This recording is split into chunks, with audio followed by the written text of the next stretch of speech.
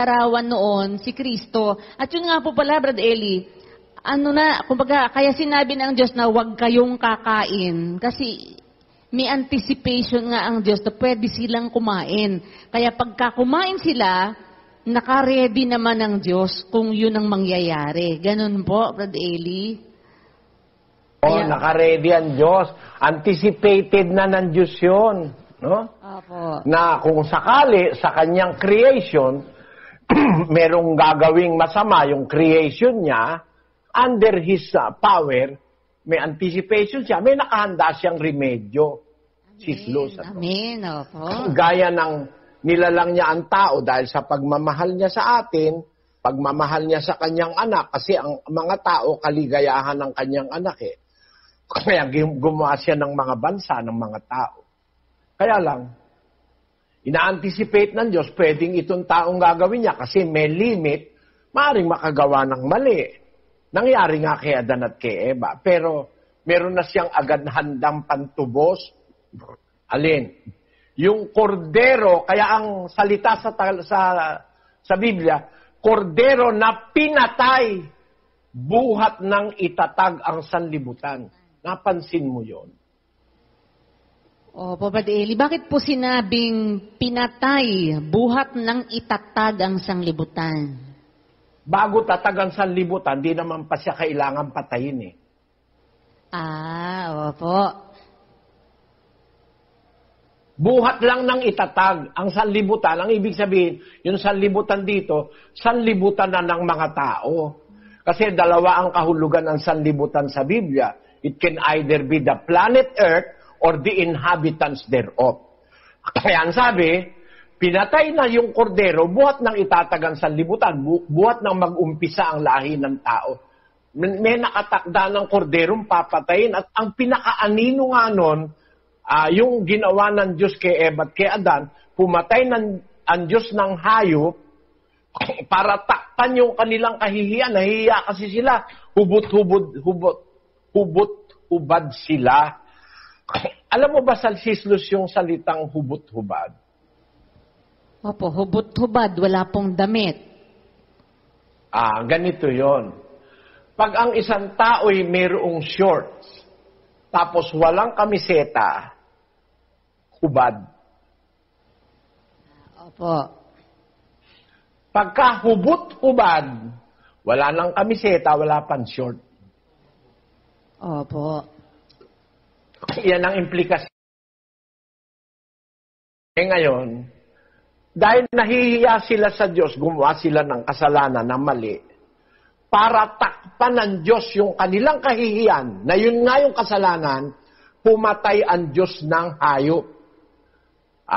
Para gawa sila ng kasuotang balat. Kasi naglagay sila yung dahon ng puno ng higos eh. Maghapon lang yun, tuyo na yun.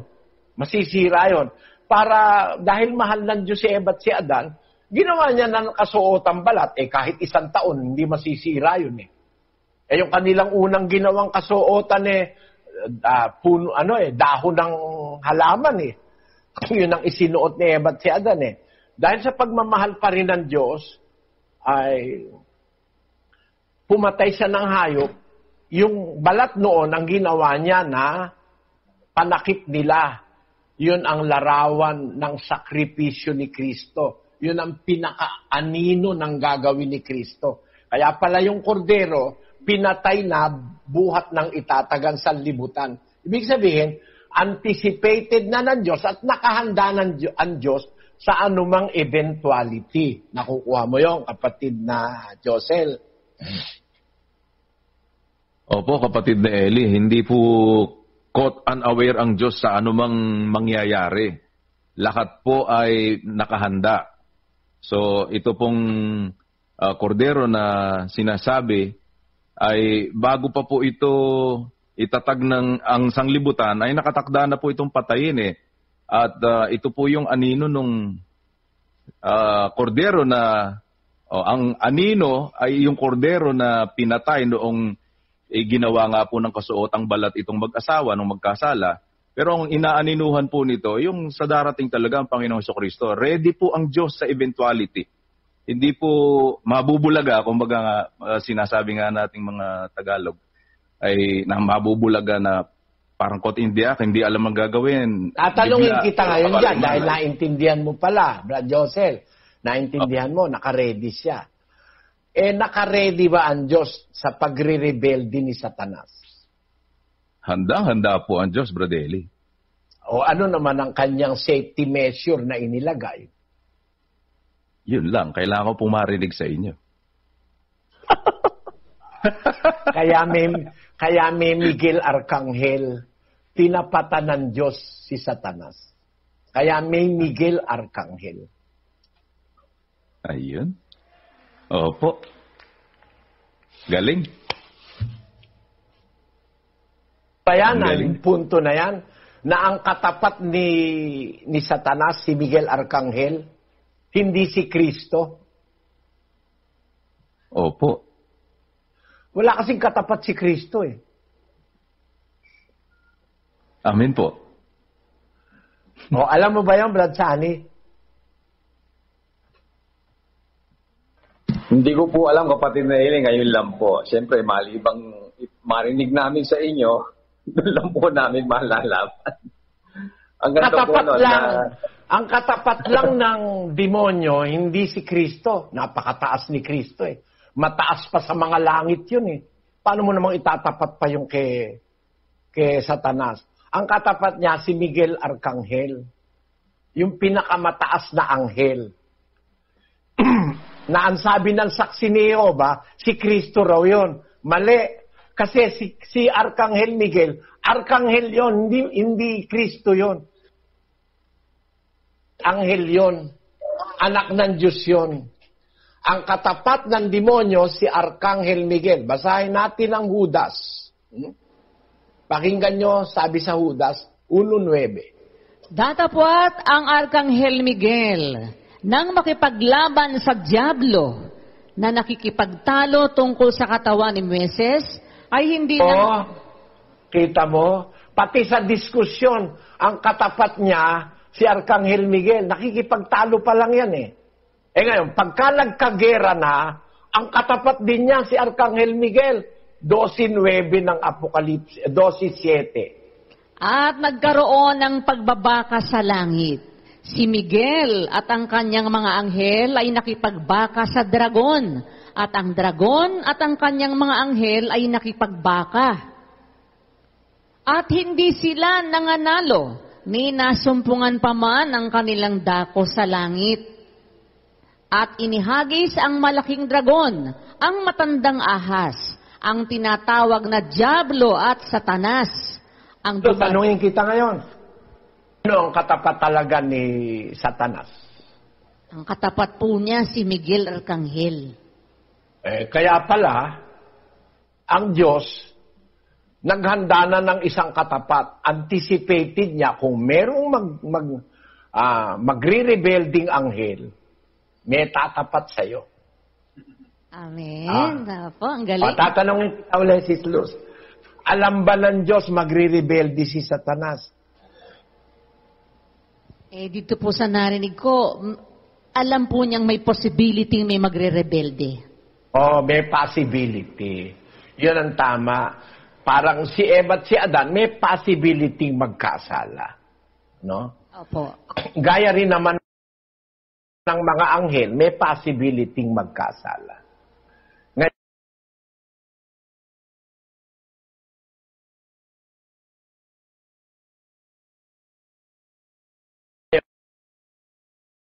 Ang tanong po natin,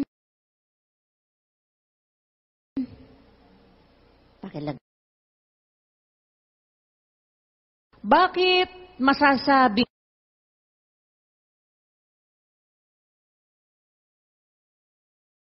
kapangyarihan sa lahat? Ang Diyos naguluhan na rin eh. Natotrobol na rin. Ayan, pupulutin niya ng mga kaaway natin, ay naguluhan daw ang Diyos nila, sabi. Ang Diyos hindi Diyos ng kaguluhan, sabi nila. Maaari yung, ganun ang mga kaaway natin eh. Hindi kinukuha yung salita natin out of context. Pati ang Diyos naging masalimuot na rin ang kanyang kalagayan. Hindi na siya napakaligaya kagaya nung dadalawa lang sila ng anak, Sis Luz. Opo, Brother Eli, totoo po yan. Ano ang pruweba natin? Na ngayon ay masalimuot na ang buhay. Buhay ng tao, buhay ng anghel, at pati ang buhay ng Diyos. Nagkaroon na siya ng mga problema, nakakagulo sa isip niya, nakakatrouble sa kanya. Basahin natin ang sabi ng Diyos. 1:13 ng Isaias.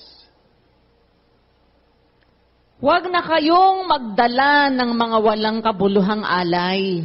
Kamangyan ay karumal-dumal sa akin, ang bagong buwan at ang Sabat, ang tawag ng mga kapulungan. Hindi ako makapagtitiis ng kasamaan at ng takdang pulong. Ipinagdaramdam ng aking puso ang inyong mga bagong buwan at ang inyong mga takdang kapistahan, mga kabagabagan sa akin. Ako'y pata ng pagdadala ng mga yaon. Hindi mo ba nararamdaman yung nararamdaman ng Diyos diyan, Sis Luz? Opo. Samantalang naghahanda ang mga Israelita, nagpipiesta, nangingili ng Sabat, nangingili ng mga pistang tauna, nangingili ng kung ano-anong pangingilin. Nagdaramdam ang puso ng Diyos. Ipinagdaramdam na trouble ang Diyos dito sa mga... kasi, samantalang naghahandog, nagsasabat, nagpipista, puro kawalanghiyaan naman ang ginagawa nitong mga Israelita. Puro kawalanghiyaan, puro labag sa Diyos. Maghandog ka man ng maghandog, imbis matuwa ang Diyos, magagalit. Nagdaramdam ang aking puso, patana ako, pagod na ako, sabi ng Diyos, sa inyong mga takdang pulong. Bakit? 32 ng Jeremias. Bakit na ayaw na ng Diyos na maghandog pa itong mga ito? Ayaw niya na. 32, 31 ng Jeremias, Luz. Sapagkat ang bayang ito ay naging kamungkahian sa aking galit at sa aking pag-aalab ng loob mula sa araw na kanilang itinayo hanggang sa araw na ito upang aking mailayo sa aking mukha. Dahil sa lahat ng kasamaan ng mga anak ni Israel at ng mga anak ni Huda na kanilang ginawa upang mungkahiin ako sa galit, sila ng kanilang mga hari, ng kanilang mga prinsipe, ng kanilang mga saserdote, at ng kanilang mga propeta, at ng mga tao ng Huda, at ng mga nananahan sa Jerusalem. At kanilang tinalikdan ako, at hindi ako hinarap, bagaman aking tinuruan sila, na bumabangon ako ng maaga at tinuturuan ko sila. Gayon may hindi sila nangakinig na magsitanggap ng turo. May problema na ba ngayon ng Diyos?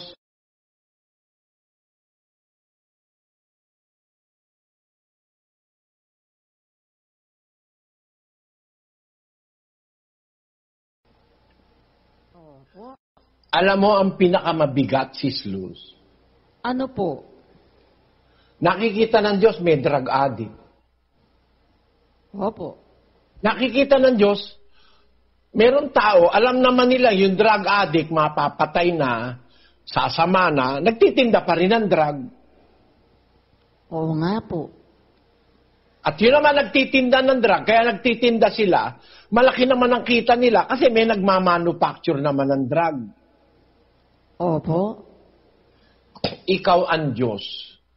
Alam mong milyon ang mapapahamak sa drug. Hindi ka ba namumroblema, Sis Luz? Mamumroblema po talaga. Bakit? Kasi mahal po niya ang kanyang mga nilikhang tao. Yun. Mahal niya ang kanyang mga nilikha. Kaya para sa Diyos, napakasalimuot ng kanyang trabaho ngayon, di ba? Opo. Masalimuot. Ako nahihirapan na akong mag-isip eh. Masalimuot eh. Bakit po? Paano kaya ang gagawin natin? Na anong gagawin natin ngayon sa mga tao? Hindi mapigil sa drugs, hindi mapigil sa gulo, hindi mapigil sa kung ano-ano kalokohan. Minsan, kahit na nga kasama mo pa, Sis Luz, di ba? Opo. Minsan, nasa iglesia na eh. O minsan, meron pa rin hindi mapigil sa kalokohan, kagaya nga nung sinasabi ni Pablo. Araw-araw may umiinis sa akin ang kabalisahan sa lahat ng mga iglesia doon sa 2 Korinto 11:28. Biro mo araw-araw may problema. Palagay mo, ang Diyos ba kampanting-kampanti sa langit? Hindi nga po, namamroblema nga po siya. Diyan sa punto na yan, hindi ba masalimuot, Brad Sani?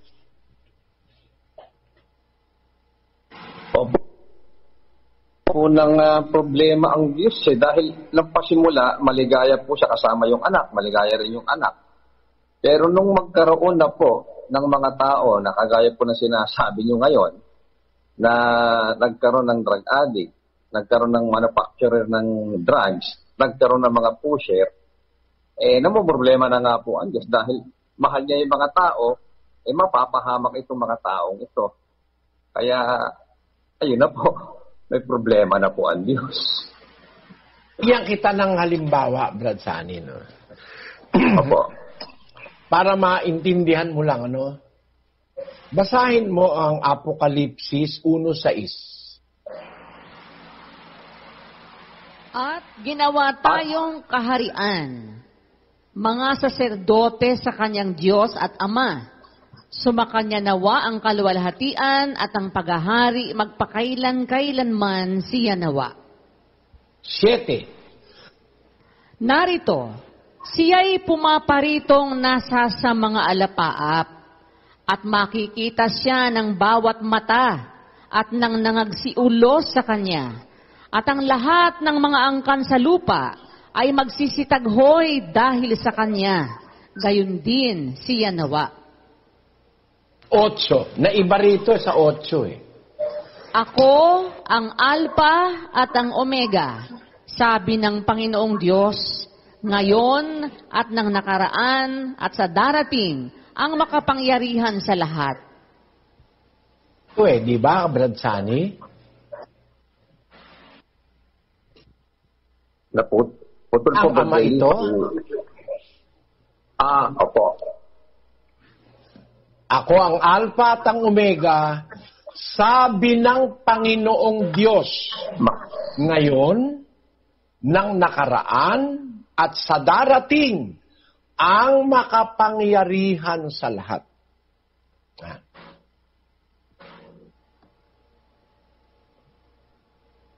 Ito ang introduction ng libro ng Apokalipsis. Nagpakilala muna ang makapangyarihan sa lahat bilang Alpha at Omega. No?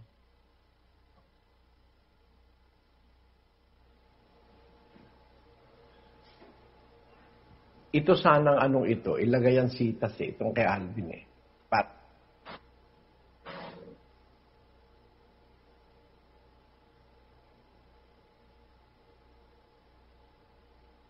Nag-iisip ka, Brad Sani, ano? Opo. Sa sinasabi kong ito, bakit nagpakilala ang Diyos na siya ang Alpha at ang Omega? Siya ang Panginoon Diyos, siya ang nakaraan, siya ang ngayon, ang nakaraan at ang darating. Siya ang makapangyarihan sa lahat. No?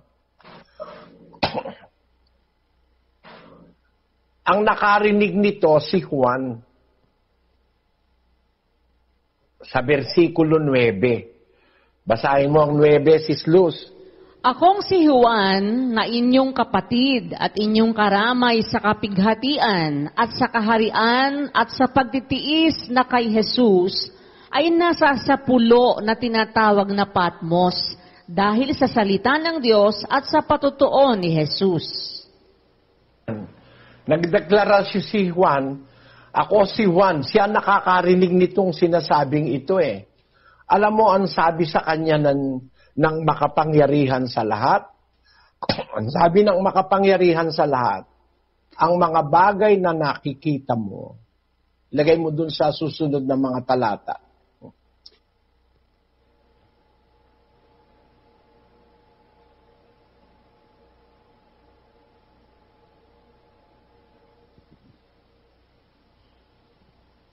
Sis Luz. Isulat mo nga ang mga bagay na nakita mo at ang mga bagay ngayon at ang mga bagay na mangyayari sa darating. Ayun. Pinakilala niya muna, siya ang Alpha at ang Omega, ang ngayon, ang nakaraan, at ang darating. Tapos binigyan niya ng instruction si Juan, isulat mo nga ang mga bagay na nakita mo, yung nakaraan, at ang mga bagay ngayon, at ang mga bagay na mangyayari sa darating. So yan ang magiging kabuuan ng Apokalipsis. Opo. Kabrad Sani. Opo, kapatid na Eli.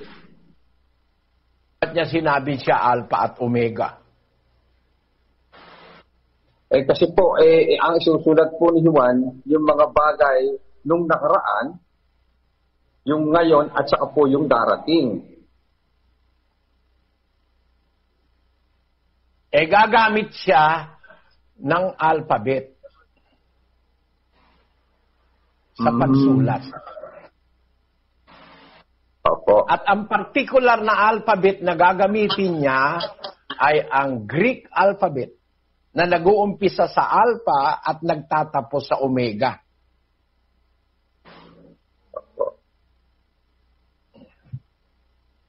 Tama, Brad Sani? Opo, kapatid na Eli. Susulat po si Juan, gagamit po siya ng Greek alphabet, na ang Greek alphabet nag-start po sa Alpha at nagtatapos po sa Omega. Ibig sabihin, ang isusulat niya, gagamitin niya ang Greek alphabet, lahat ng bagay na ukol sa Diyos. Na siyang Alpha at Omega. Opo. Nakasunod ka, Brad, Sis Luz? Medyo lang po. Parang, Di ba sabi, sulat mo, Opo. at ang pagsusulatan, 7 iglesia sa Asia, na ang international language ay Greek. Opo. Sa Pergamo, sa Tiatira, sa Sardis, sa Laodicea, etc. Di ba? Opo. Magsusulat si Juan, gagamit siya ng alphabet. Pinakita na agad ng Diyos, ako ang Alpha at Omega, ang nakaraan, ang ngayon, ang darating, ang makikita mo, isulat mo, mga bagay na ngayon, nakaraan, darating. May mga kaugnayan yan, Sis Luz, no? Opo. Tama ba, Sis Luz? Tama po. Ngayon, saan ba tayo dati? Saan ba tayo galing bago ko sinabi ito? Nakalimutan ko yung pinanggalingan ko, Sis Luz. Yung pong kaya ang sinabi ng Diyos na ako ang Alpha at Omega, kasi gagamit si Juan ng alphabet.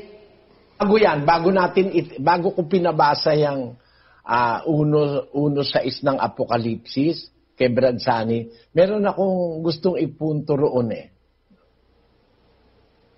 Yung pong 11:28 po nang galing, yung may umiinis araw-araw. Doon po tayo nang galing May problema ang Diyos, kasi mahal niya yung taong kanyang nilikha, tapos kaya nga sinabing, bukod sa mga bagay na iyon, may umiinis sa akin araw-araw ang kabalisahan sa lahat ng mga iglesia. Doon po tayo nang galing. Makikita mo, Sis Luz, si Pablo, dahil sa pag-ibig, meron siyang mga naiinis siya, may balisa siya. Di ba? Opo. Parang ganito, Brad Sani. Nung wala ka pang asawa at wala ka pang anak, marami ka bang balisa nun? Hindi po marami, kapatid na Eli. Compare po Sa sarili mo lang asawa. Para sa sarili mo lang, wala ka naman mga masyadong problema pag sarili mo lang Tama po. Pero nag-umpisa kang mabalisa nang matuto kang magmahal. Tama po. Minsan, kung mahal mo yung nobya mo, pagka nagkasakit, balisa ka na. O kaya, pag nakita mong pagod, parang naaawa ka na. Diba? Lalo na nung magkaanak ka. May mga gabi na hindi ka makatulog dahil lalo na pag may sakit si Isaac. Buti wala pa si Jacob. Isaac pa lang. Pagka nagka-Jacob yan, lalong dadami, di ba? Lalo pong dadagdagan ng balisa. Ang ibig ko lang sabihin, dahil sa pag-ibig, nagkakaproblema ang tao.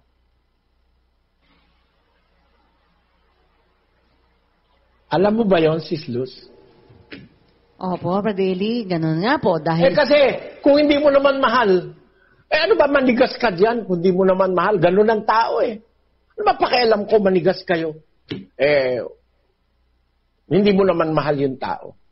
Pero pag natuto ka ng pagmamahal, nagkakaproblema ka na. Amen. Nagkakaroon ka na ng maraming concern.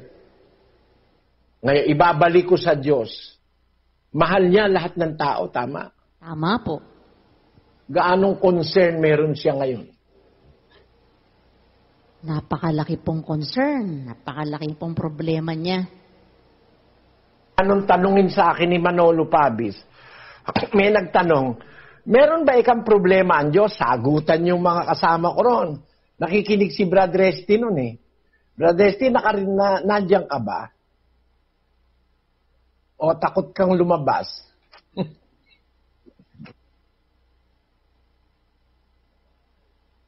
Kinig nun si Brad Resty, hindi pa siya kapatid nun Sagutan yung mga kasama ko sa Genius Family. Paano magkakaproblema yun Makapangyarihan yun sa lahat. Sabi, meron siya ng lahat ng bagay. Wala siyang problema. Sagutan sila. Nung ako naman tanungin ni Manolo, huling-huli ko Sabi ko, ikaw Mr. Soriano, may problema ba ang Diyos? Naku, kuya, ang dami. Ha? Bakit? Ito lang mga itong nagsisagot sa'yo, puro problema ng Diyos ito Sabi ko gano'n. Paano pinagtututurong mali nito Sabi ko gano'n. Doon na niwala at nakumbinsi si Brad Resty. Maraming problema ang Diyos. Marami dahil nga sa nangyari. Mula nang siya'y lumalang siya sa pag-ibig, may mga nilalang ayaw sumunod sa pleasure ng Diyos. Ayaw magbigay ng kaligayahan ng Diyos. Because dapat nating maintindihan ang deklarasyon ng 24 na matatandang nasa malapit sa trono ng Diyos. Lahat ng bagay ay iyong nilikha para sa iyong pleasure. Sabi nila, nalitaw sila at nangalikha dahil sa iyong kaligayahan, for your pleasure. Sa Tagalog, itin-translate dahil sa iyong kalooban. Pero sa English, mas maganda ang pagkaka-translate, and for thy pleasure they are and were created. Marami ngayon, hindi nag-i-exist, hindi for the pleasure of God, for the pleasure of sin, for the pleasure of Satan. No? Ang napapaligaya ng mga tao ngayon, si Satanas. Pagka nagdadrag addict ka, naku, maligaya si Satanas dahil sinisira mo sarili mo. Malupit yun Gusto nun mapatay lahat ng tao Di ba sabi ni Kristo, kayo sa inyong amang diablo, mamamatay tao siya buhat pa ng una. Ano ba nangyayari ngayon? Di ba pagpatay na katakot-takot yan? Kapatid? No? Ang pleasure ni Satanas kontra sa Diyos. Ang Diyos ngayon, namumroblema siguro ang Diyos. No? Marami na siyang alalahanin sa tao. Merong ayaw gumawa ng kalooban ng Diyos, kaya napapasailalim sila kay Satanas. Ipinapahamak sila ni Satanas. No? Hindi ba yun masalimuot na masyado, mga kapatid? Gusto ng Diyos na mahal ng Diyos ang tao, gusto niyang maligtas. Nabiktima ka ni Satanas. Gumagawa ka ngayon ng masama. Di ka naman pwedeng patayin ng Diyos. Agad. Bakit? Kasi, pag pinatay ka niya agad, mawawalan ka na ng pagkakataong magsisi at magbalik loob. Gusto niyang magbalik loob ka kahit masama ka na. Dahil mahal ka nga niya. O hindi ba katakot-takot na alalahanin yan? Basahin natin agad ulit si Ephraim, kapatid na Luz. Ang Ephraim bagay aking minamahal na anak, siya bagay iniibig na anak, sapagkat kung gaano kadalas nagsasalita ako laban sa kanya, ay gayon ko inaalaala siya ng di kawasa. Kaya't nananabik ang aking puso sa kanya, ako'y tunay na maaawa sa kanya, sabi ng Panginoon. Tamo, nagsasalita siya, paparusahan ko kayo, sabi sa Israel, masusumpa kayo, malilipol kayo pag hindi kayo susunod, sabi ng Diyos. Winawarningan niya. Pero habang nagsasalita ako sa kanya ng laban sa kanya, inaalala ko siya ng di kawasa. Alam mo, itong talatang ito, naramdaman ko yung problema ng Diyos Bakit po, Brother Eli? Gaya ng sabi ni Brad Sani, gaya sabi ni Brad Joseph, mahal mo yung anak mo, pinapalo mo, ikaw ang nasasaktan Opo. Pag nakita mo yung anak mo dahil gumagawa ng mali, gusto mo maituwid dahil mahal mo, ayaw mo siyang lumaking swail, papaluin mo. Pag pinalo mo ng masakit, namimilipit yung bata sa sakit sa puwet, dahil na napalo siya, mas nasasaktan ka, Sis Luz. Totoo po. The pain inflicted in you is much, much more painful doon sa nararamdaman ng bata na pinalo mo para maituwid mo. Amen. Ayon. Kaya, ganun ang nararamdaman ng Diyos Nakita ko yung kalooban ng Diyos dito sa talatang ito Nagsasalita ako ng madalas na pagsasalita laban kay Ephraim na minamahal kong anak. Kasi mas matigas ang ulo nitong mga Israelita itong mga Ephraimita ngayon, pero habang nagsasalita ako sa kanya, ng laban sa kanya, inaalala ko siyang di kawasa sa aking puso. Nananabay ang aking puso sa kanya. Yan ang... Kaya, masasabi ko, Sis Luz, masalimuot na sa atin, masalimuot pa sa Diyos Opo, totoo po yan. Meron siyang balancing, meron siyang work, there is a balancing work na ang Diyos ay ginagawa. Samantalang pinagbawarningan niya yung mga masasama na magbalik loob kayo, kung hindi, mamatay kayo, paparusahan kayo, ganun rin mangyayari sa inyo. Nasasaktan siyang sabihin yun Pero kailangan niyang sabihin para ituwid yung masama. At para ipakilala naman doon sa mga sumusunod sa kanya na meron silang advantage sa masasama dahil ang Diyos naman nangangako sa kanila na kung sila'y mananatili sa pagtupad, lilingapin niya, hindi nila pababayaan sa anumang paraan, di kita pagkukulangin, sabi ng Diyos. So ngayon ang mag-balance pag hindi ka nahirapan. Ako, nahihirapan ako Binabalansi ko kasi, Sis Luz, nahirapan ako mag-isip. Merong mga panahon para hindi ko na maisip. Bubuksan ko yung Scrabble ko, mag-i-Scrabble ako. Hindi ko kayang isipin. Pero naramdaman ko yung naramdaman ng Ama sa Langit na dahil sa pag-ibig, inaalala niya yun. Yung kanyang mga anak, gusto niya ipagtanggol laban sa masasama. Itong masasama, nagagawa ng masama sa kanyang anak, gusto naman niyang pabutihin din. Hindi niya agad ngayon ito mapatay at maparusahan. So, nagbabalansi siya Di ba ganon ang nangyayari, Brad Joseph? Opo, kapatid na Eli, nakaka-relate po talaga ako dyan, lalo na nung sinabi nyo nga, nung pagka kami naging magulang na mas maintindihan po namin yung ganun damdamin At dito sa talatang ito, totoo po yun, kapatid na Eli. Ako man, Kasi kung minsan po talagang kailangan mong paluin. Halimbawa, nasasaktan ka po eh. Pagkatapos nun, hindi mo naman siyempre maalo basta kasi parang ano ka naman, lalambot kang bigla. Kailangan hintayin mo muna, babala-balansi ka, inoobserbahan mo po kung nagbabago ba, kung siya ba nagsisisi. Parang ang nasasabi ko po sa kalooban ko, naku anak, magbago ka lang, lumapit ka lang sa akin, mag-sorry ka lang kay Papa. Parang ganun lang po eh. At pagkatapos nito, pagka nag-sorry ka, babawi ako. Meron akong ano sa iyo eh, meron akong pinapangako sa iyo ganito, ganyan. Meron akong inilalaan para sa iyo. Kung alam mo lang. Parang ganun po, kapatid Nelly. Ako po, bilang ama, ganyan din po ang aking kasing nararamdaman pa. Lalo na para sa mga mahal natin. Minsan may kailangan ka pong ituwid. Pero masakit po sa iyo yung gagawin mo pag magdidisiplina ka. Pagkatapos nun, siyempre, hindi ka naman po pwedeng... Hindi nga po nila alam na umiiyak ka eh. Hindi nila alam na hindi nila nakikita, nagdaramdam ang kalooban mo sa maaaring nagawa mong ganun. Kasi kailangan mo pong gawin dahil mahal mo yung anak mo.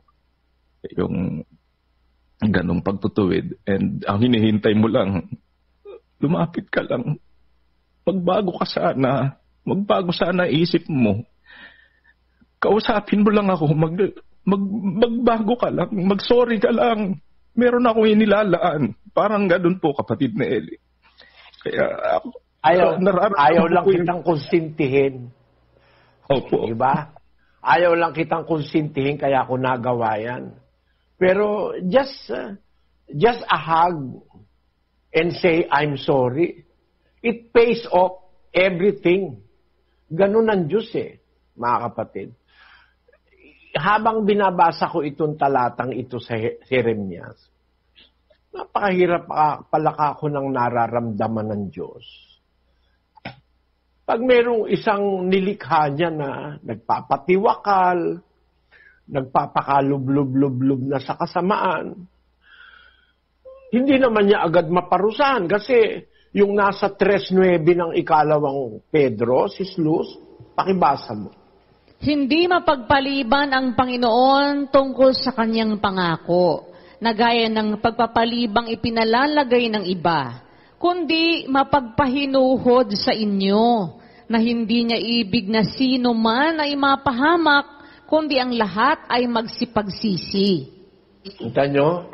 Nagpapahinuhod siya eh. Bakit siya nagpapahinuhod? Kasi nga may pag-ibig siya sa lahat ng kanyang nilikha eh. May pag-ibig siya. At hindi pa yan. Ang isa pa niyang problema, yung maintaining justice. Yung pagmamantinin ng hustisya. Eto mo ha, meron tao kasi sabi, ba't hindi na lang ikapagpapatay ng Diyos yung masasama na yan? Parang si Manalo. Nung meron nagkasalang mga manggagawa niya, sabi ko nga ika sa Diyos, ba't hindi pa ito mga binahamo itong mga ito para malipol? Sabi ni Manalo. Ganun si Manalo. Hindi niya naintindihan yung pagtitiis ng Diyos eh. Si Luz eh. Pag nagkamali ang ministro niya, gusto niya malipol, pakinggan natin sandali. Pero, isipin nyo, dumadami tuloy ang ating po. Nagagalit kayo sa opisina. Pati mga taga-opisina, kinakalaban ng ibang mga manggagawa. Pagka nag-uulat sa akin, kagalit. Saan nyo gusto-gusto? Paano ating gagawin sa iglesia? Kayo maghahari sa iglesia? Hindi. Tamaan kayo ng kidlat at kulog bago mangyari yan. Kaya sabi ko sa Diyos, napakarami ho namang dapat bahaing manggagawa. Bakit hindi mo siyang binaha? Para malipol ang mga tampalasang taong ito.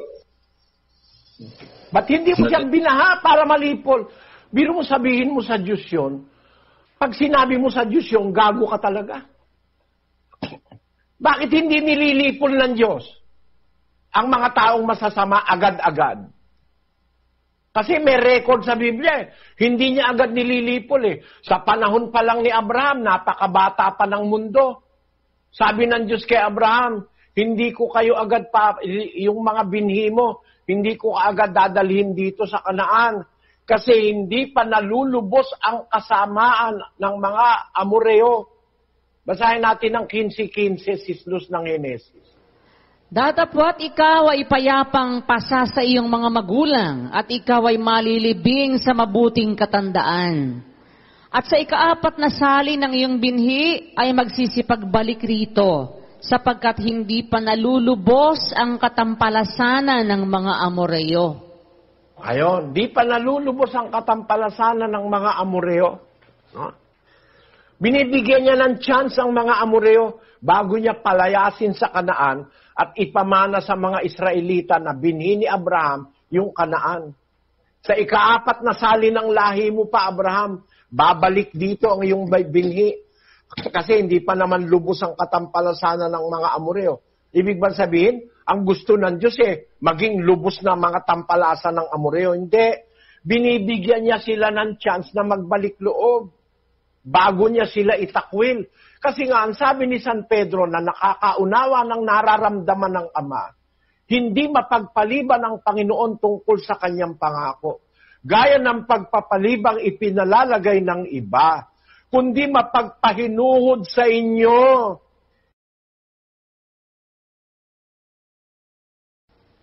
Ito niya, kung mahal niya ang tao, kahit nagkasala na, mabigyan ng pagkakataong magsisi. Tama?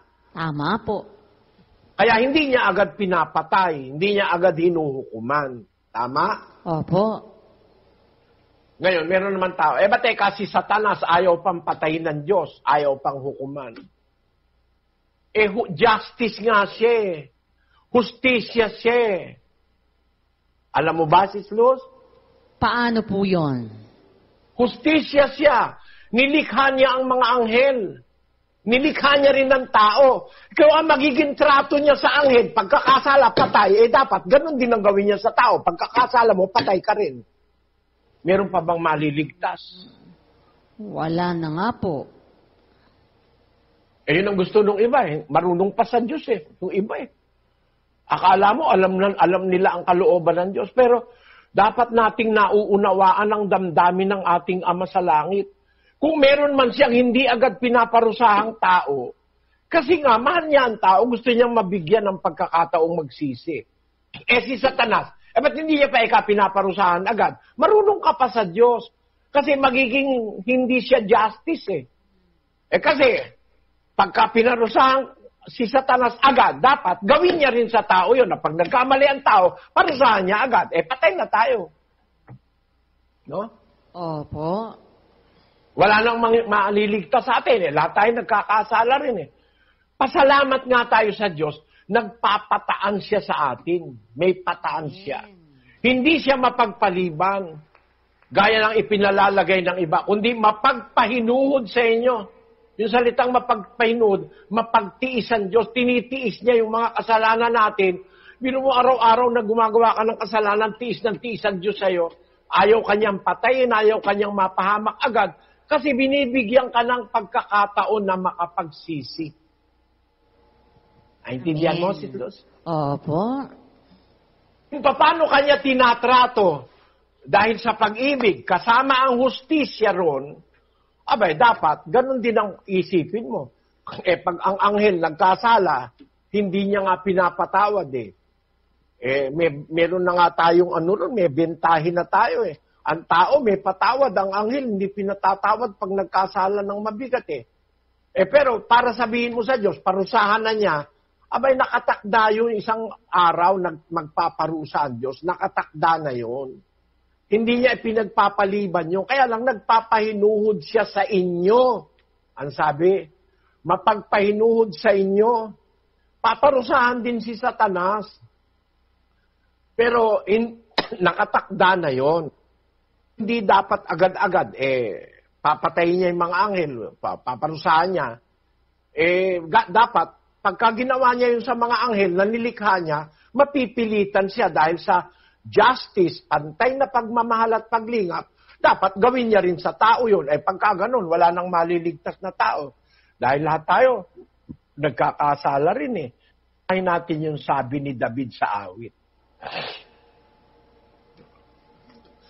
kung magtatanda ka, sabi ng pagsalangsang ng mga kasamaan, 133, Sis Luz. Kung ikaw, Panginoon, magtatanda ng mga kasamaan, o Panginoon, sinong tatayo? Tatayo. Kung tatandaan ng Diyos ang kasamaan natin, sino pa tatayo? Kaya nga may nakakatayo pa eh. Bakit? Kinakalimutan niya yung ating kasalanan eh. Diba? Opo. Hindi niya na tinatandaan eh. Nagpapahinuhod siya, nagpapatawad siya. Kaya habang nangyayari ang lahat ng bagay na ito, patuloy ang tao sa pagsalangsang, patuloy sa kalayawan, patuloy sa kasalanan, patuloy sa pagwawalang bahala. Ang pinaka-worried, ang Diyos eh. Amen. Opo. Nararamdaman ko yun sa kalooban ko. Kasi kung minsan, meron din akong na-encounter na, malimbawa, mga kamag-anak mo, mga mahal mo sa buhay, konting bagay, hindi makapagparaya sa iba. Konting bagay, may iniisip na hindi maganda.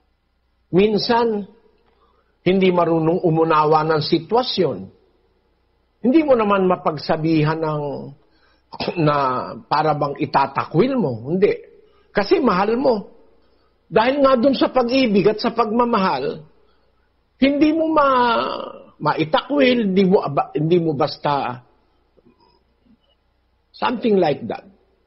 At dahil hindi mo maitakwil, dahil mahal mo sa buhay, halimbawa, kamag-anak mo, kapatid mo,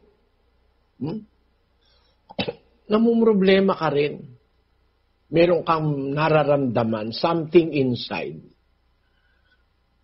If it is not something like a heavy feeling, sometimes parang mahirap ipaliwanag. Yun nga ang sinasabi ng Diyos eh.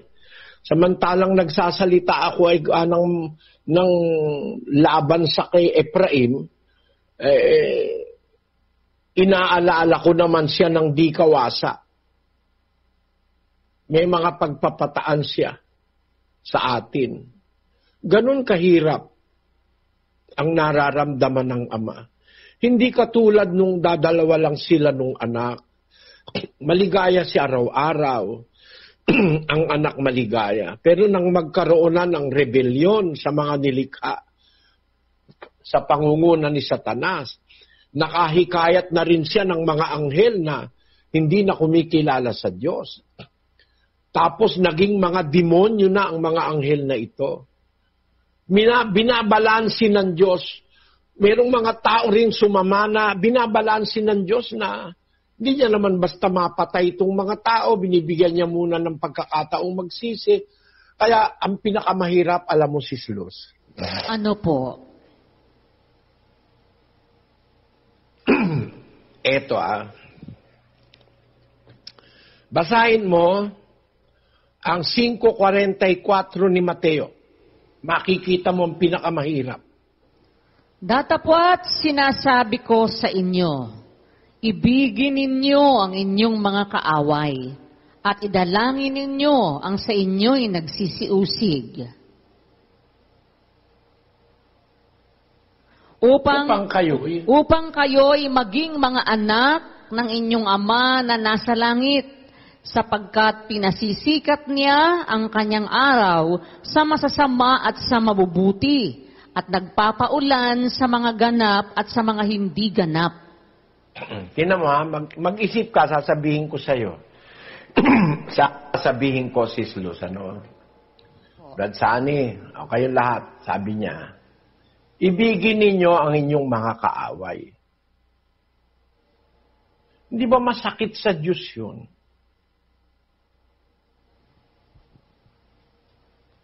Bakit po, Brad Eli? Aba, ikaw, may kaaway ang anak mo. No? Dahil wala ka naman pag-ibig sa kaaway ng anak mo, baka patayin mo eh. Tama ba? Tama po. Pero dahil may pag-ibig ka, kahit kaaway ng anak mo, sasabihan mo yung anak mo, ibigin ninyo inyong kaaway. Sinasabi niya pa lang yun, nagdaramdam na siya dahil alam niya agrabyado yung anak niya. Amen. Opo. Nakuha mo yung punto na yon, sis Brad Sani, Brad Jose. Nakuha niyo yon. Opo, kapatid na Eli. Bilang magulang po kasi, siyempre po, pagka yung anak mo, halimbawa po nabubuli sa school o kaya naaapi, may kaaway, ang tendency bilang magulang, gusto mo ipagtanggol yung anak mo. Galit ka rin sa umaaway sa anak mo. Kaya may mga pagkakataon, susugurin mo pa kumisan yung umaaway. May ganun pong mga punto. Ganun po palang nararamdaman ng Diyos na masakit sa Kanya na yung anak niya nga inaaway, tapos uutusan niya pa yung anak niya, ibigin mo yung kaaway mo. Kaya po, ayun po, ang hirap po sa kalooban. Parang bilang magulang, makaka-relate ka po sa nararamdaman po ng ama, mahirap po sa kalooban. May pagdaramdam, kapatid na Eli, sabi niyo nga po. Sinasabi niya pa lang na ibigin mo ang kaaway mo. Akala mo ba masarap sa ama yun? Masakit yun sa kanya. Kasi agrabyado ka na nga eh. Pero alam mo ba't niya sinabi yun? Tapos sabi niya, idalangin niyo sa inyo nag-usisi-usig. Kasi mahal niya rin yun. Mabuti siya. Siya'y mabuti sa mga masasama. Nagpapaulan siya pati sa masama. Bakit? Ang gusto niya kasi, pati yung umaaway sa'yo, mailigtas niya. At naganap yan ng mga unang Kristiyano. Yung unang-unang kaaway nila si Pablo, na pinapapatay sila, pinapakulong sila, inibig nila, hindi nila ginantihan ng masama. Bandang huli, nung makakilala si Pablo, siya ngayon ang nangangaral ng dati kanyang sinisira. Nakita mo yung punto na yung kapatid na Sani? Opo, kapatid na Eli, napakaganda po na nga po ang Diyos ay pag-ibig, mahal niya yung kanyang mga anak. Pero, inutusan niya yung kanyang mga anak, ibigin yung mga kaaway, kasi mahal niya rin po yung umaaway sa kanyang anak na gusto niya rin maligtas. Gaya po na nangyari kay Pablo na dating inuusig niya yung mga anak ng Diyos sa iglesia, dumating yung panahon na siya man bilang kaaway ng mga anak ng Diyos, utos idalangin ng kaaway, natuto rin umibig itong si Pablo. Na bandang huli nga, ito na nga po, naging sugupan ng Diyos, naging kasangkapan sa pangangaral ng salita ng Diyos. Kaya ang ganda po ng punto na yung kapatid na Eli na masakit po sa Diyos. Yung sinasabi palang ibigin ang kaaway dahil nga argabyado po yung kanyang anak. Pero mahal niya po kasi yung kanyang anak, mahal niya rin po yung umaaway sa kanyang anak na gusto niya rin pong maligtas, kapatid na Eli. Yun po. Ang pinakamabigat.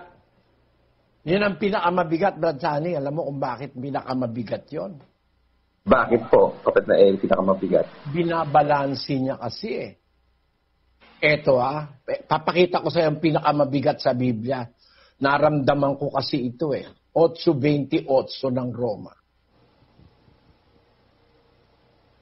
At nalalaman natin na ang lahat ng mga bagay ay nagkakalakip na gumagawa sa ikabubuti ng mga nagsisiibig sa Diyos, sa makatwid bagay niya ang mga tinawag alinsunod sa kanyang nasa. Kita mo Mahirap ito Tanong mo kung bakit mahirap, Sis Luz. Bakit po, Brad Eli? May gumagawa ng masama. Yung gumagawa ng masama, gusto ng Diyos maligtas. Opo. Yung ginagawa ng masama, gusto ng Diyos ipaghiganti. Opo. Di ba? Opo. Matuwid yun, hustisya yun. Na yung kanyang mga anak, ginagawa ng masama, ipaghiganti niya yan, dapat. Pero alam mo, nagtitiis muna ang Diyos, di siya gumaganti sa gumagawa ng masama sa kanyang mga anak. Kasi, ay gusto niya yung gumagawa ng masama sa kanyang mga anak, maligtas din dahil sa pagmamahal niya sa lahat. No? Opo. E di nagbabalansi siya ngayon. May rebelde talaga, may kaaway, may mga demonyo, may satanas. Para balansihin niya ngayon na lahat ng ginagawang masama ng mga kampo ni Satanas at ni Satanas, balansihin niya at gawin niyang ikabubuti ng kanyang mga anak. Gaano kahirap yun? Napakahirap po nun. Sakay ka sa sinasabi ko, kapatid na Sani. Opo, kapatid na Eli, ang isa sa napakahirap na sinasabi niya nga po na sitwasyon ng ama ay yung pagbabalanse. Dahil nga po, yung kanyang anak na ginawa ng masama, dapat gawa ng hustisya. Pero hindi po basta ganun ang gagawin ng ama dahil gusto niya rin maligtas yung gumagawa ng masama sa kanyang anak. So, ang gagawin niya po, dapat mabalansin niya na gumagawa sa kanyang anak ng masama, ay dapat pumasok po doon sa lahat ng mga bagay. Gumagawa magkakalakit sa ikabubuti niya ang nagsisiibig sa Diyos. Kailangan mapabuti ang lahat ng bagay na nangyayari sa likod ng Diyos. May gumagawa nga po ng masama. Paano po babalansa inyo, kapatid na Eli? Yun po ang isa nga po napakahirap para sa Diyos. Salimuot, Salimuot, Brad Sani, no? Salimuot. Masalimuot po. Di ba salimuot? At Opo, yan ay dahil na, sa ang Diyos ay pag-ibig at ang Diyos ay hustisya. Tama? Tama po. Ibig lang, kundi hustisya rin. No? Para fair siya sa lahat, walang makakasumbat sa kanyang anghel. Walang makakasumbat sa kanyang kerubin. Walang makakasumbat sa kanyang mga demonyo. Pati yung demonyo nga, naintindihan yung justice ng Diyos. Tanong mo sa akin yung bakit. Bakit po? Pati demonyo naintindihan yung justice ng Diyos. Sus, naparito ka ba upang kami ay parusahan bago dumating ang kapanahunan?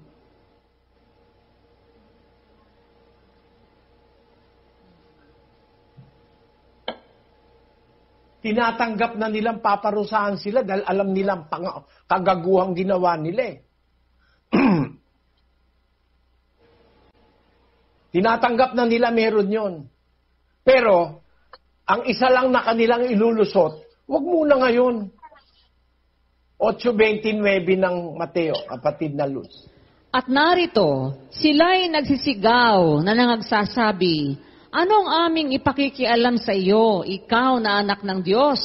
Naparito ka baga upang kami iyong pahirapan bago dumating ang kapanahunan? Ito ka ba para pahirapan? Alam nila papahirapan sila eh. That is justice. Wala silang tutol doon. Alam nila ang kawalangyaan ginawa nitong mga demonyong ito. Alam nila yon. Pero, wag lang muna ngayon, sabi ng mga demonyo. Naparito ka pa, parurusahan mo na ba kami bago dumating ang kapanahunan? May panahon, alam nila. So, alam ng mga demonyo, magdudusa sila eh. Kung dapat silang parusahan eh. Kaya walang makakasumbat na demonyo sa Diyos eh. No? Walang makakasumbat.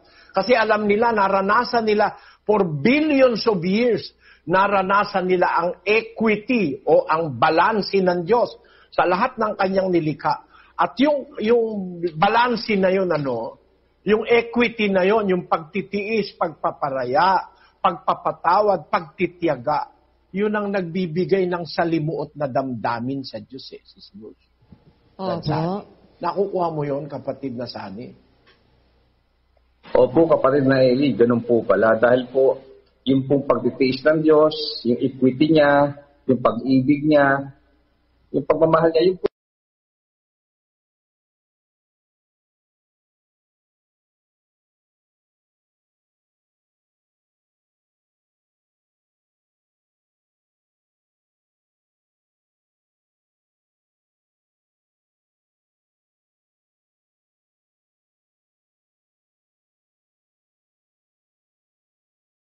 usahan. Dahil kilala nila ang Diyos na ang Diyos talaga, simula pa nang unang kasama nila, from eternity, justice po ang Diyos. Talaga pong Siya po ay pag-ibig, yung pagtitiis niya. Yun po ang nagbibigay po sa kanya, kapatid na Eli, ng mga alalahanin at salimuot. Dahil nga po dito sa kanya mga nilikha na gusto niya, mabigyan niya lahat ng justice. At lahat po ay kanyang. Ngayon mga kapatid, sumusunod ka sa Diyos. Nagiging mabuti kang anak. Gumagalang ka sa iyong ama't ina. Yung asawa mo, mahal mo, nagtitiis ka. Hindi ka nang bababae. No? Maraming nanunukso sa'yo, umiiwas ka sa tukso. Di mahal ka ng Diyos, Brad Sani. Opo. Kinaliwa ka. Halimbawa, yung asawa ng isang lalaki, kinaliwa siya. Sino ba unang-unang nasasaktan? Hindi ba ang Diyos na may utos na huwag kang mangangalon niya? Yung kinaliwa, di ba masasaktan din yun? Minsan nga, pagka naaktuhan, napapatay ng lalaki yung asawa niyang nangangalon niya. Tama? Tama po. Kasi masakit yun. Nagdamdam ngayon yung naagrabyado. Palagay mo ba, nagdaramdam ka, hindi nagdaramdaman Diyos para sa'yo? Na nakikita ng Diyos, mahal na mahal mo asawa mo. Lahat ng pag-aalala at lahat ng ikaliligaya, binibigay mo. Kinaliwa ka pa. Sino kaya unang nagdaramdam? Ang Diyos. Nagbabalak palang mga liwa ang asawa ng isang lalaking tapat sa Diyos Nagdaramdam na ang Diyos Wala pang mala yung kinakaliwa, nagdaramdam na ang Diyos Nauna na siyang magdamdam. Ngayon, sinabi ng Diyos, kung mapapatawad mo, patawarin mo. Bakit niya sinabing patawarin mo? Kung sakaling hindi naman talaga pinlano, hindi naman talagang kasamaan, nakapangalon niya yung asawa ng isang lalaking lingkod ng Diyos, napatawad nung lalaki. Obligado ang Diyos, patawarin din yun Kislus. Tadsani. Mararamdaman mo ngayon yung mixed emotion ng Diyos. Ang tawag ko ron, mixed emotion. Madalas nararamdaman ng Diyos yun. Alam mo kung bakit, Brad Sani? Bakit po? Ito. Hinahampas si Kristo sa krus. Pinako sa krus. Ikaw ang ama. Hindi ba nagdaramdam ka? Opo. Pero alam mo na willing yung anak mong tiisin yon para iligtas naman ang tao. Kaya habang nagdaramdam siya dahil nakikita niya hirapan yung anak niya, natutuwa rin siya dahil nakikita niya yung anak niya nagsasakripisyo para sa tao, para maligtas. Di ba mixed emotion yun? Opo, kapatid na Eli. Nagdaramdam siya, pero natutuwa siya. Magkahalong damdamin ang nararamdaman ng ama nung pinaparusahan po yung kanyang anak sa krus. Na masakit po sa ama na yung kanyang anak ay pinapatay, sinasaktan. Pero dahil po doon, nakikita naman ng ama na dahil doon sa pagtitiis ng anak, sakripisyo, marae naman po ang maliligtas.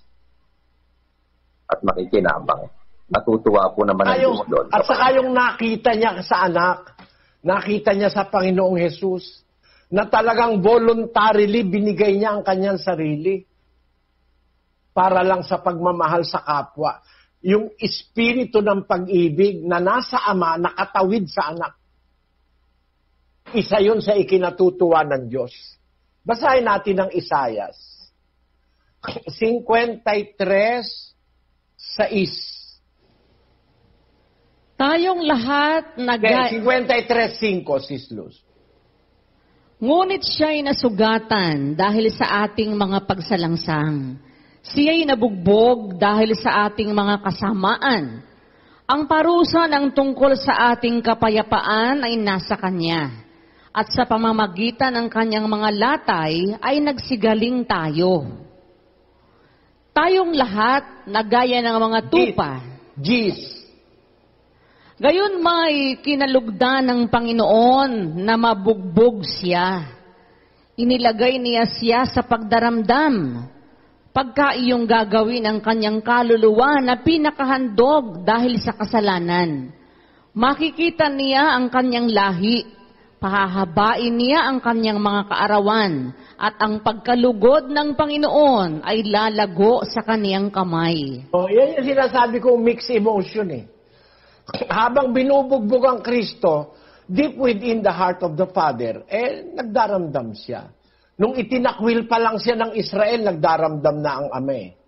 Di ba pagdaramdam yon, yung sinabi sa Juan, siya'y sinugo sa ganang kanya, ngunit siya'y hindi tinanggap ng mga sariling kanya. Noon pa lang nagdaramdam na ang Diyos eh.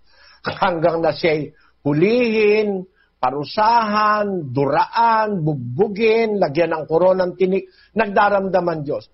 Pero ultimately, at the end of those, sabihin natin at the end of the day, gayon may kinalugdan ng Diyos na mabugbog siya.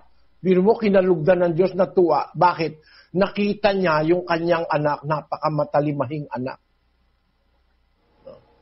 At dahil doon sa sakripisyong inio-offer ni Kristo, maraming maliligtas na mga taong mahal na mahal ng Diyos. Di ba mixed emotions yan, kapatid na Sani, ano? Opo, kapatid na Eli, mixed emotion nga po talaga dahil mahal na mahal ng Ama yung kanyang anak, pero tiniis niyang masaktan at mabugbog. Masakit po sa kanya yon. Pero doon sa pagtalima ng kanyang anak na isinakripisyo niya kanyang sarili, talagang pinakita niya yung kanyang pagiging matalimahing anak, natutuwa po ang Diyos doon. Dahil sa gagawin po ng anak na yon, ay marami pong maliligtas na mga tao na mahal din naman po ng Diyos, kapatid na Eli. O ngayon, palagay mo anak tayo ng Diyos. No? Sinampal tayo ng kaaway. Sabi ng ating Ama, pag sinampal ka sa kanan, bigay mo pa yung kaliwa. Sa hindi nakakaintindi, para ikang ginagawa ka niyang tanga. Sinampal ka na nga sa kanan, bibigay mo pa yung kaliwa. Hindi ganun ang karunungan doon. Hindi katangahan yon. Bakit? Pag sinampal ka sa kanan, ipinakita mo na hindi ka nagre-resist. Pati kaliwa, willing kang ibigay, makakapag-isip yun eh. Yung sumasampal sa iyo eh. No? At baka dun sa umpisa na yon, makapagbalik loob siya. Makita niya, iba palang klaseng tao itong kinakagalitan ko. Ginagawan ko ng masama, ginagawan pa ako ng mabuti. Inaaway ko na, pinapautang pa ako. No? Inaaway ko na, pinapakain pa ako. Pinapainom pa ako. Yun naman ang paraan para mailigtas niya ng Diyos yung kaaway mo. Kaya mahal ka niya na inaaway na anak niya, mahal din naman niya yung umaaway sa'yo. At kaya nahihirapan ang Ama sa kanyang damdamin, binabalansi niya, ginagawa niya na lahat ng bagay ikabuti mo. At ikabubuti mo, kapatid, na tiisin mo pag sinasampal ka. Ikakabuti mo yon kasi hindi ka gumaganti ng masama sa masama. At maaaring yun, ikabuti rin ng sumasampal sa'yo, na dahil sa nakikita niyang ginagawa mo, na kahit ginagawang ka ng masama, binagantihan mo ng abutihan, pinapakain mo pa. Maaaring maligtas din yon. So, nagaganap sa atin ang kalooban ng Ama sa langit. Isang kaloobang komplikado. Isang kaloobang mapagtiis. Isang kaloobang mahirap maintindihan ng tao ito, kapatid na Luz. Ewan ko kung sa ibang iglesia narinig nyo na itong mga analysis na ito. No? Ikaw, Brad Sani, ilan na bang iglesia napuntahan mo? Marami na po eh. Bago po ako napunta dito sa iglesia pong pinagsasama-samahan natin eh, bata pa po ako, lumaki po ako sa Katoliko ng umpisa. At meron kami sariling mga panalangin gabi-gabi. At ako po naging isang nangunguna sa pananalangin. Then, nag-born again po ako, umatin sa Batista, sa Baptist, Saksi ni Jehovah, at kung ano pang mga denomination po ng mga born again na sinasabi, pati mga charismatic niya. Pero hindi ko po nadinig yung analysis ng kapatid na Eli sa kanila. Dahil wala ka naman pong maintindihan kung di hallelujah, praise the Lord. At saka kumanta, mag-speaking in tongue na hindi mo maintindihan kung ano pong sinasabi. Ganun lang po sa kanila, ulit-ulit lang po yon. Tanggapin si Jesus bilang sariling beses ng tagapagligtas. Ganun lang po. Pero yung ganitong analysis, na ang Diyos po, meron palang mixed emotion, na siya po ay namumroblema, complicated po ang nararamdaman niyang damdamin para sa ikabubuti ng kanyang mga anak at doon sa umaaway sa kanyang anak. Dahil gusto niya maging fair sa lahat po ng mga tao at hindi lang sa tao kundi sa lahat ng kanyang nilikha, kasama na po ang mga anghel. Ganun po, kapatid na Eli. Kaya ang Diyos po talagang nagbabalanse. Equity nga po siya. Kaya para po mabalanse niya po lahat, ang lahat ng mga nilikha niya ay maging dapat umapabuti, marami po siyang dapat na ayusin. Sa sitwasyon, kapatid na Eli, ang hirap po talaga. Nararamdaman ko, yung damdamin ko po, nahihirapan din ang nakikinig po sa inyo. Kung paano po yung ipinakikita niyo sa amin yung damdamin po ng ama, kapatid na Eli. Ganun po. Ako nga, nahirapan ako eh. Actually, nahirapan nga ako ngayon ipaliwanag ito eh. Nararamdaman ko eh. Kasi naramdaman ko, pagka may umaapi sa mga anak ng Diyos, siyempre gusto ng Diyos, iganti yun eh. Pero nagtitiis siya eh. Hindi siya gumaganti. Kasi gusto niya, yung umaapi sa anak niya, maging dapat din. Ngayon, kung talagang ayaw na nilang magpakabuti, saka na lang siya magpaparusa. Kaya nagtakda na lang siya ng isang araw na ipaghuhukom sa sanlibutan. Yun ang nasa 17:31. Basahin natin, Sis Luz.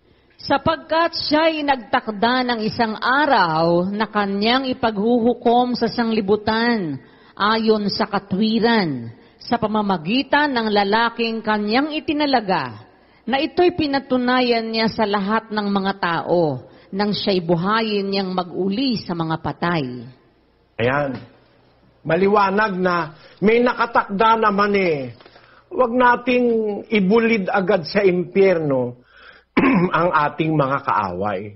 Huwag natin agad na nasain na yung gumawa ng masama sa atin, masubasob, tamaan ng kidlat, o kaya lipuli ng baha, parang si Manalo. Huwag nating anuhin yun, hangarin.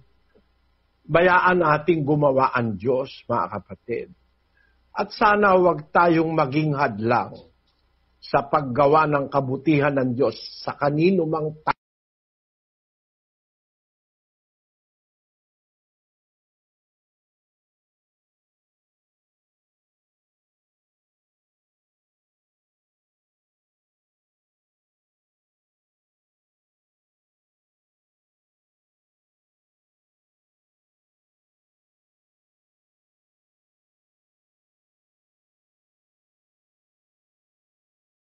Isin mo ang kalikunan,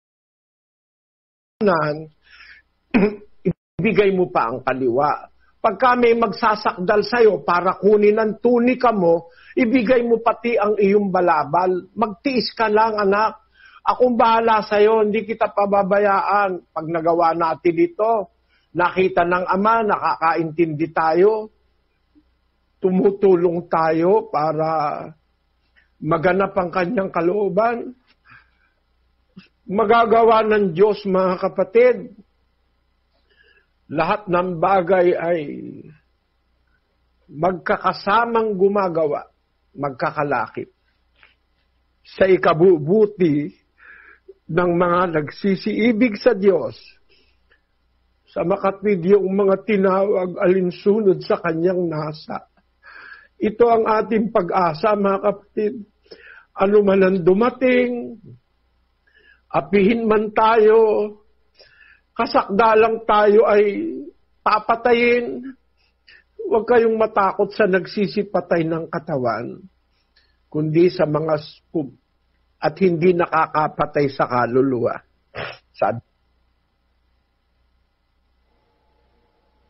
Kusang katakutan ninyo ay ang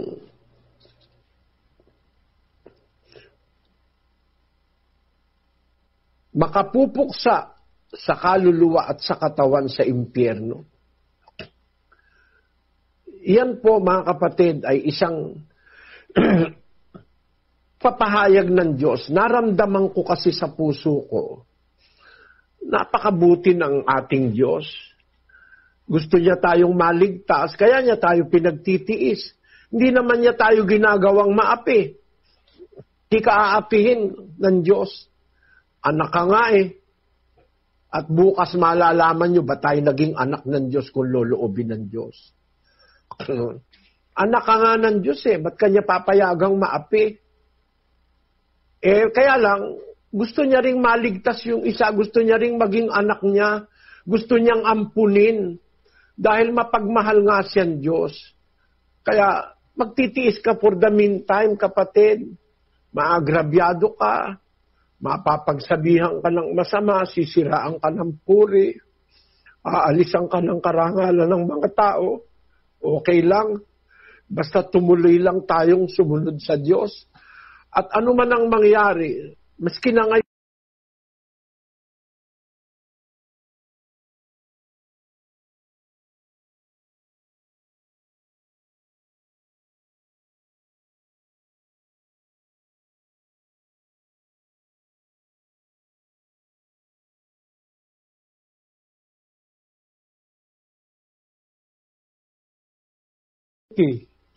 it will turn out to be for the good of those who loved God, which are the called according to His purpose. Ang ating tiwala,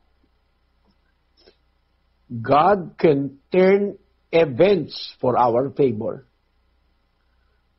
God can make things which are apparently evil for the better good of His people. Yan po ang mensahe ng ating paksa. Tayo manalangin, mga kapatid.